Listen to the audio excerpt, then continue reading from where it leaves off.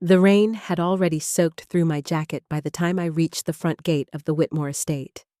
The tall, iron bars towered over me like a judge handing down a sentence, and beyond them, the house glimmered under the storm. White columns, marble steps, and perfect landscaping.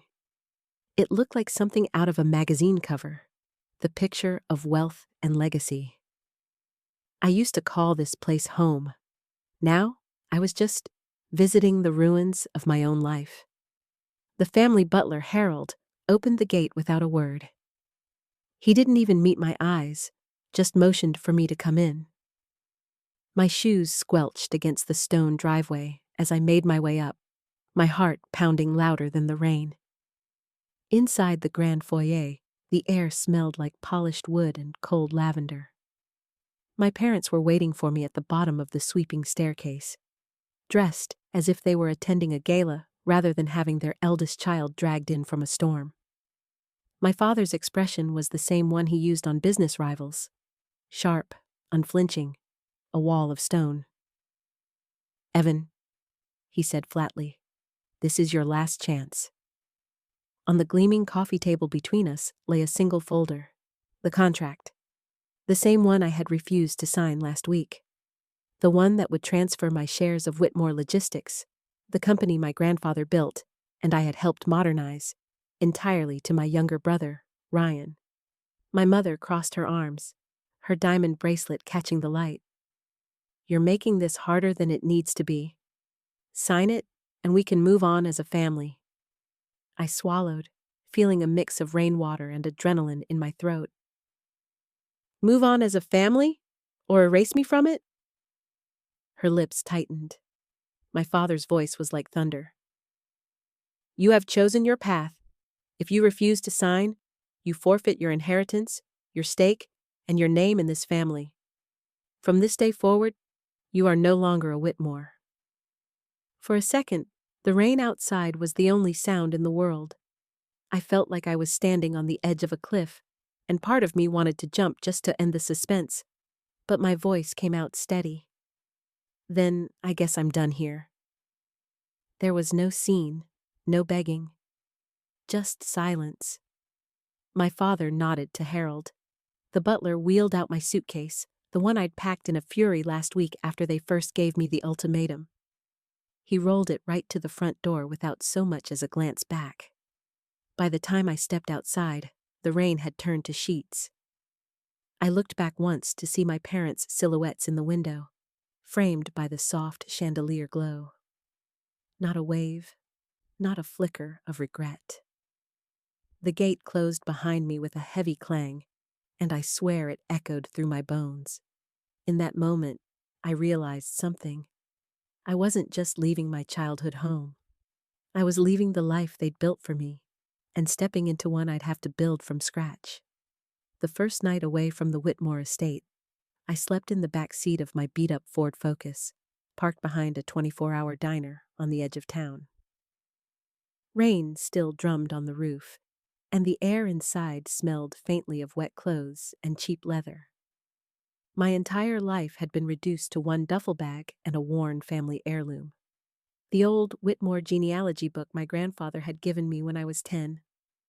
I stared at its faded leather cover under the yellow glow of the street lamp.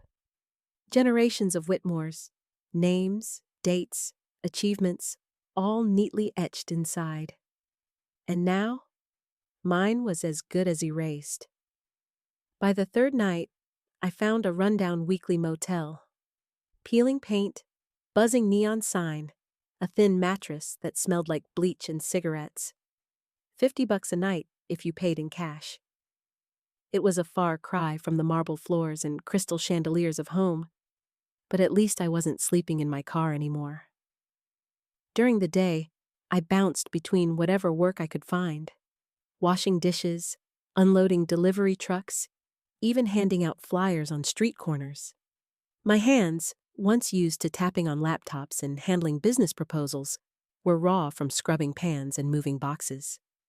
One afternoon, after a double shift at a construction site, I slumped onto the motel bed and scrolled through my phone. There it was, a glossy article about Ryan Whitmore, the brilliant young heir modernizing Whitmore logistics. My brother stood next to my father in the photo, both in tailored suits, smiling in front of a new company warehouse. The caption read, "The future of the Whitmore legacy is brighter than ever." I threw the phone aside and grabbed the genealogy book, flipping through its pages like they could somehow comfort me. My fingers stopped at my own name, written in my grandfather's careful script. I remembered being a kid, running through those endless hallways, trying to earn a scrap of attention.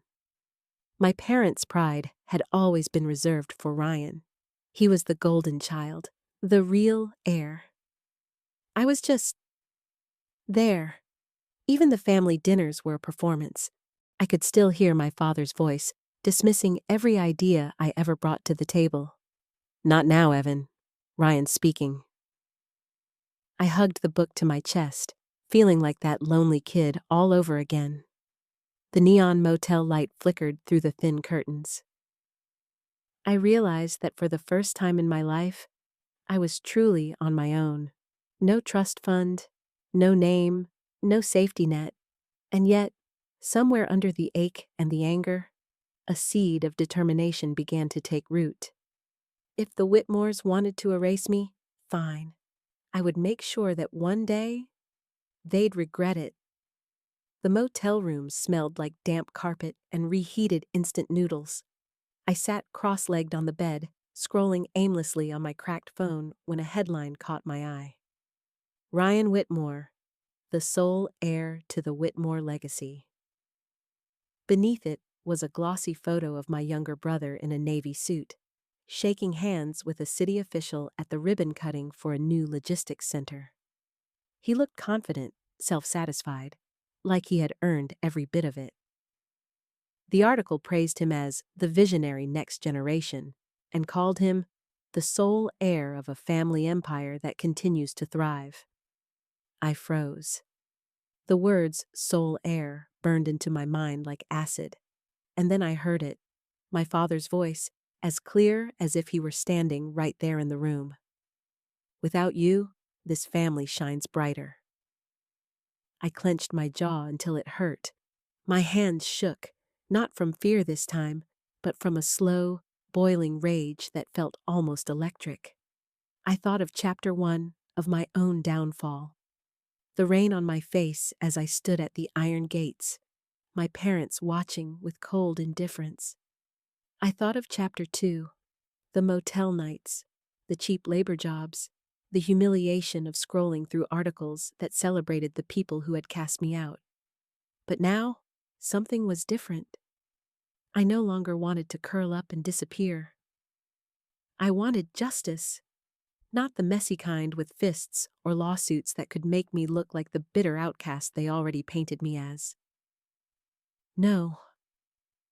If I was going to reclaim my place, I would do it the Whitmore way, with intelligence, strategy, and precision. I opened my old leather genealogy book again. My finger traced the family tree from my great-grandfather, the man who turned a small trucking business into an empire, to my father, to Ryan, and finally to me, erased in their minds, but still written here. "Fine," I muttered to myself. "You wanted me gone? You wanted me invisible? Good, because invisible people move quietly and strike where no one sees them coming." From that night forward, I made a vow. I would build something bigger than the Whitmore name. I would expose every secret, every weakness behind that perfect facade.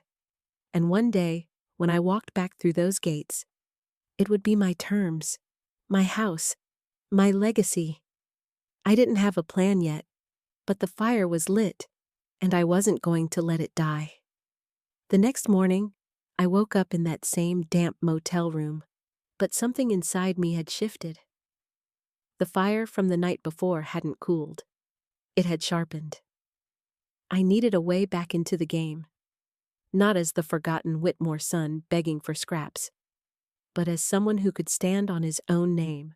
So, I walked into the downtown offices of a mid-sized real estate and venture capital firm. Henderson, and Cole Investments. It wasn't glamorous. Worn carpet, buzzing fluorescent lights, and a receptionist who barely glanced up when I introduced myself. I started at the bottom, junior analyst, barely above intern level.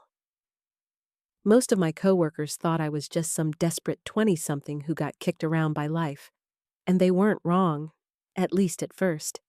But what they didn't know was that I had spent my entire childhood silently absorbing every conversation my father had with brokers, lawyers, and developers. Family dinners were business meetings I wasn't allowed to speak at, but I had listened. I had learned. 2 weeks in, I overheard my manager talking about a distressed property in a growing part of Austin. A developer had gone bankrupt, and the bank was trying to unload the half-finished apartment building for cheap. I ran the numbers myself after hours. Location: prime, near a tech corridor. Market trend: rental demand surging. Risk: high, but timing perfect. I took a chance and quietly pitched a private investor I met during coffee runs, an older man named Franklin who liked to talk about classic cars and regretted missing the next big thing. With his backing, I scraped together a tiny investment group. We bought the property at 30 cents on the dollar, finished construction with a lean budget, and within 18 months, it sold for 3 times our initial investment. That first win changed everything. People who barely remembered my name in the office suddenly wanted my opinion. My bosses asked how I saw value where they didn't. But I didn't share everything. I was building something for myself. I started a private LLC under a discreet name, Ironwood Ventures. Deal by deal, I grew it in the shadows. A foreclosed warehouse in Dallas flipped into self-storage units with a 200% return. A small tech startup, ignored by major firms, which got acquired 6 months later by a Fortune 500. A struggling coffee chain, which I helped restructure, then sold to a regional investor for a neat profit. Each deal was a quiet victory. Each dollar earned was a brick in the foundation of my return. I still read every headline about Ryan: charity galas, ribbon cuttings, award ceremonies. He was enjoying the empire I was supposed to inherit. But now, for the first time since that night at the gates, I didn't feel powerless. I was building my own empire, one they couldn't see coming. And when the time came, I wouldn't knock on the Whitmore gates again. I'd own the land beneath them. 2 years had passed since that night in the rain, and I had changed more than I ever imagined. I wasn't the heir who got tossed out with a suitcase anymore. I was Evan Caldwell, founder of Ironwood Ventures, a man with a growing portfolio and the quiet respect of people who had once dismissed me as nothing. And now, it was time for my first strike. I'd been following the Whitmore Holdings financials for months. Well, what was public anyway. Buried in the quarterly reports and insider whispers, I saw the same thing again and again. They were cash poor. Years of flashy galas, luxury renovations, and my brother Ryan's absurd spending habits. Yachts, custom sports cars, a private chef for his dog, had drained their liquidity. To keep the illusion alive, they were starting to sell off non-core assets, companies my father had acquired decades ago, mostly small subsidiaries that didn't make the headlines. One in particular caught my eye: North Star Logistics, a regional shipping and freight company that handled a lot of the family's supply chain quietly in the background. I knew this company better than anyone. When I was a teenager, my father used to drag me along on warehouse inspections while Ryan stayed home. I knew their routes, their warehouses, their weak spots, and most importantly, their hidden value. The deal came through an investment broker. "They're looking for a quick sale," he said, leaning across the table. "Word is, they just need cash flow. A few firms are sniffing around, but they'll give it to whoever signs fastest." Perfect. Through Ironwood Ventures and a layered shell company registered in Delaware, I bought North Star Logistics outright. To the Whitmores, it looked like a foreign investment group from Canada had snapped it up. They didn't know that the foreign investor was me. The first time I saw the official announcement in the Business Journal, I couldn't help but smile. Whitmore Holdings sells North Star Logistics to private consortium in $42 million deal. Ryan was pictured shaking hands with the broker, grinning like he'd saved the family fortune. He had no idea he'd just handed me the veins of their supply chain. Within 6 months, my influence quietly started to squeeze them. I raised rates for external clients first, so it wouldn't look suspicious. I reprioritized routes, which delayed some of their in-house deliveries. I upgraded the systems, making North Star more efficient, but giving me full control over what the Whitmores needed most. At first, they didn't notice. But then came the first quarter where their cash flow faltered. Orders delayed, clients irritated, costs higher than expected. For the first time in decades, Whitmore Holdings was off balance, and I had landed the punch without them ever seeing my fist. That night, I sat in my quiet apartment overlooking the city skyline, a glass of whiskey in hand. I thought of my father's words echoing in my mind. "Without you, this family will be stronger than ever." I whispered back into the empty room. "We'll see about that." The first crack in the Whitmore empire appeared on a Thursday morning. I was sipping my coffee in my modest but sunlit apartment when my phone lit up with 3 news alerts at once. Whitmore Holdings faces internal audit after sudden losses. Exclusive: sources blame heir Ryan Whitmore for mismanagement. Is the Whitmore dynasty losing its grip? I didn't even have to click the articles. I already knew exactly what they would say. 2 months after my quiet purchase of North Star Logistics, the family began bleeding from 1,000 small cuts. Delayed shipments had cost them 2 key retail contracts. Overconfidence in risky real estate flips had tied up tens of millions in unsold properties.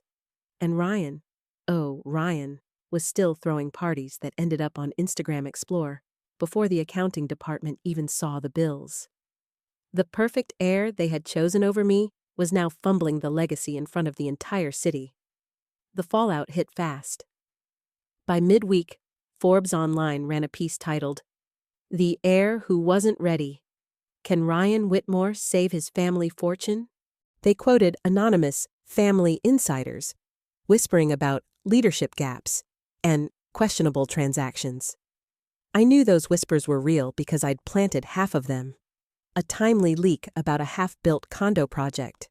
A subtle nudge to a financial blogger about a delayed shipping contract. And a photograph, snapped by a bystander, of Ryan stumbling out of a private club at 3 a.m.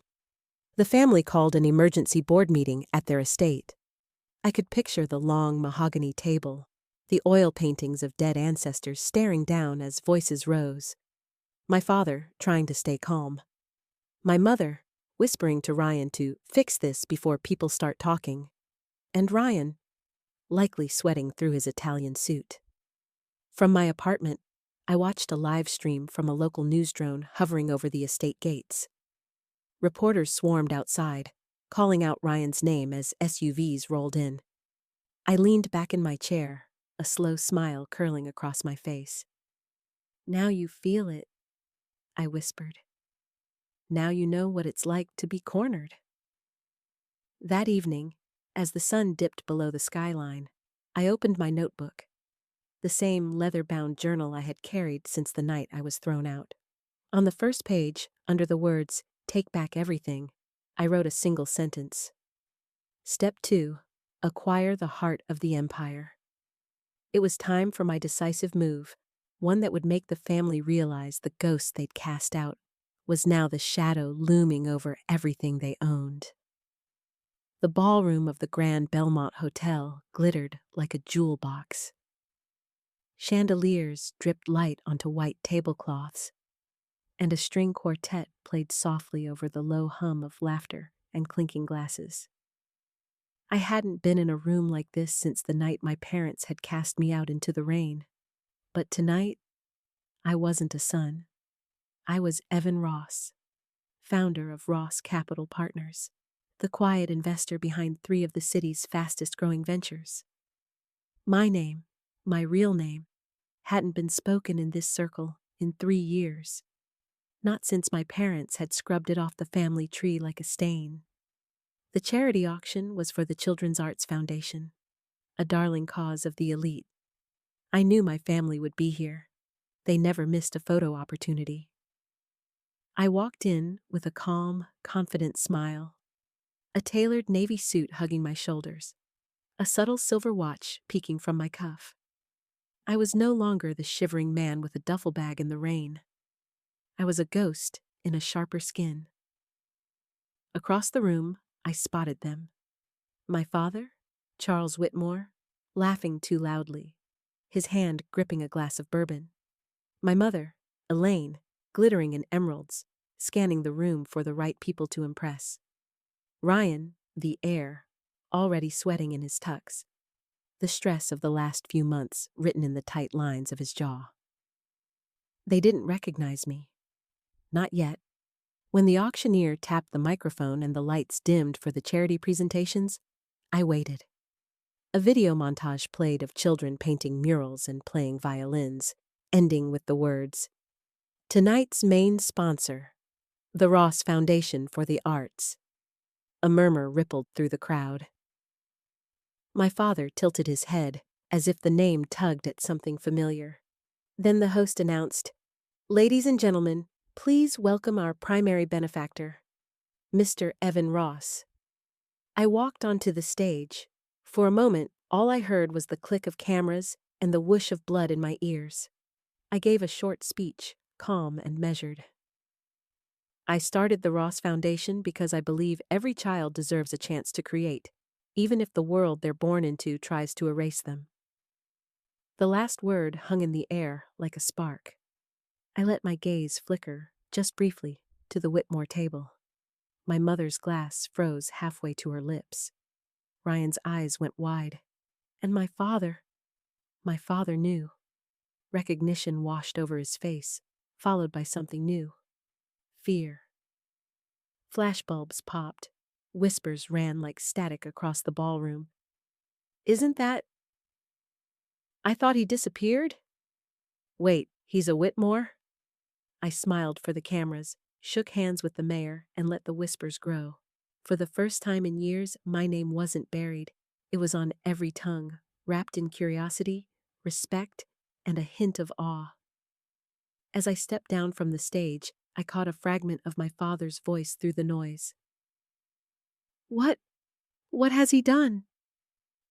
I didn't answer. I didn't need to, because this was only the beginning.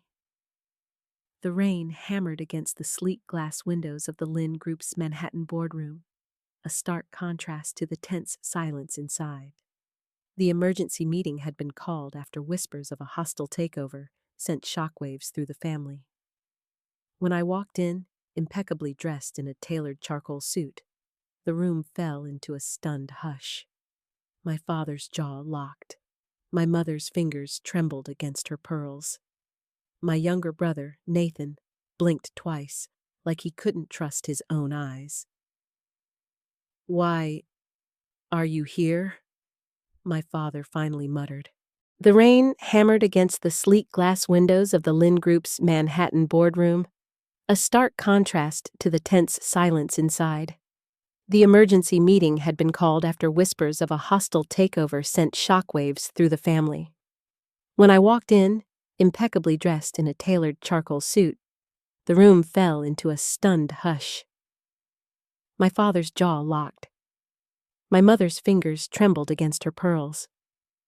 My younger brother, Nathan, blinked twice, like he couldn't trust his own eyes. "Why, are you here?" my father finally muttered. I dropped a folder onto the mahogany table, the sound cracking through the silence. "Because the mysterious investor you've been trying to court is me?" I currently own 40% of Lin Group through a series of holding companies, and I have the receipts to prove it. Gasps. Chairs scraped against the floor. The elder board members, distant uncles, aunts, and longtime family allies, looked at each other in horror. Nathan tried to regain his composure. Even if that's true, you still need board approval to— Correction, I interrupted smoothly, clicking a remote. The big screen lit up with a series of financial statements.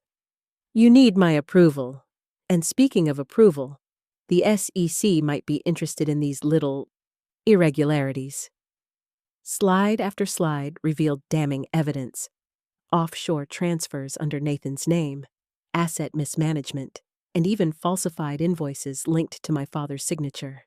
The room erupted. You set us up! My father roared, slamming his fist on the table. I leaned forward, voice low but sharp as glass. Number. You set yourselves up. I just made sure the world would see it. By the end of that meeting, my father and Nathan were suspended pending investigation.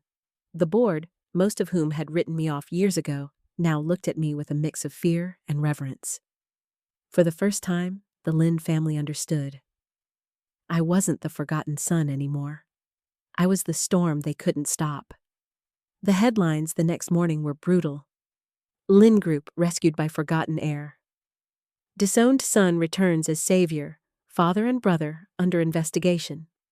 I sat in the corner office of a skyscraper I now controlled, overlooking the city skyline.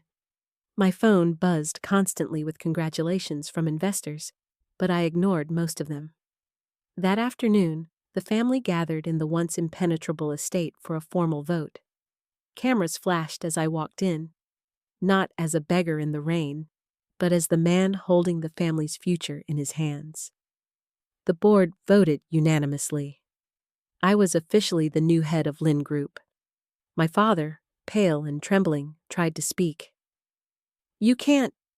I raised a hand. Save it. You told me I wasn't worthy of this family. Yet today, this family exists because of me. A heavy silence. Even the staff, the same ones who had pushed my suitcase into the rain years ago, wouldn't meet my gaze. I didn't move back into the estate. Instead, I issued my final statement to the press. The Lin name doesn't define me. I define it. And from now on, I'll protect the legacy they tried to bury. The cameras caught everything. The house, the family's shame, and me walking away in the tailored suit that made me look like I had been born for this role all along. The world saw justice served. But for me, it was only the beginning of rewriting my own story.